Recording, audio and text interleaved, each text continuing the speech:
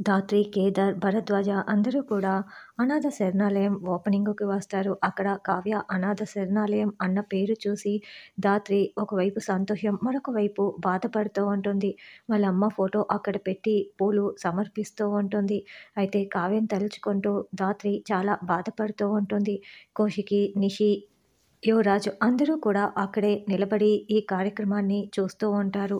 అమ్మ జగదాత్రి, మీ అమ్మే కనుక ఆ రోజు ఆ దుర్మార్గుల చేతిలో బలి కాకపోయి ఉంటే, ఈరోజు బ్రతికి ఉంటే, నువ్వు పోలీస్ అవ్వడం చూసి ఎంత గర్వపడి ఉండేదో, ఎంత సంతోషపడి ఉండేదో అని భరద్వాజ చెప్తుంటే, నిషి, కౌశికి, యువరాజ్ ముగ్గురు కూడా చాలా షాకింగ్‌గా వింటూ ఉంటారు.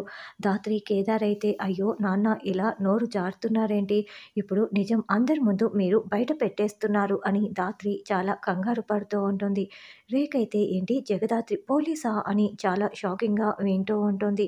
అవునమ్మా, మీ అమ్మలాగే నువ్వు కూడా డిపార్ట్మెంట్‌లో జాయిన్ అయ్యావు. ఇంత మంచి పేరు తెచ్చుకున్నావు. నువ్వు పోలీస్ అన్న విషయం తెలిస్తే ఎంత బాగుండేదో, ఎంత సంతోషపడేదో.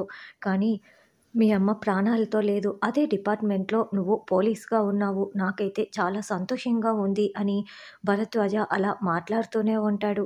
అప్పుడు కౌశికికి బాంబు దాడిలో గాయాలతో పడి ఉన్నప్పుడు జేడీ అక్కడికి వచ్చి వదిన, వదిన అని పిలవటం, ఇప్పుడు భరద్వాజ జగదాత్రి పోలీస్ అని చెప్పటం 2 కూడా చూసుకుంటూ, అంటే జేడీనే జగదాత్రియా? జగదాత్రియే జేడీయా అని అయితే నా భ్రమ కాదనమాట.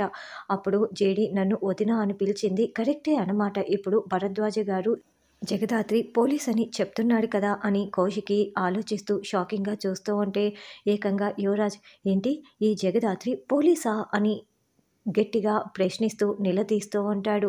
రేఖ, నిషి అయితే షాకింగ్‌గా వింటూ ఉంటారు. మరి ధాత్రి, కేదార్ ఏ విధంగా కవర్ చేయనున్నారన్నది రానున్న ఎపిసోడ్‌లో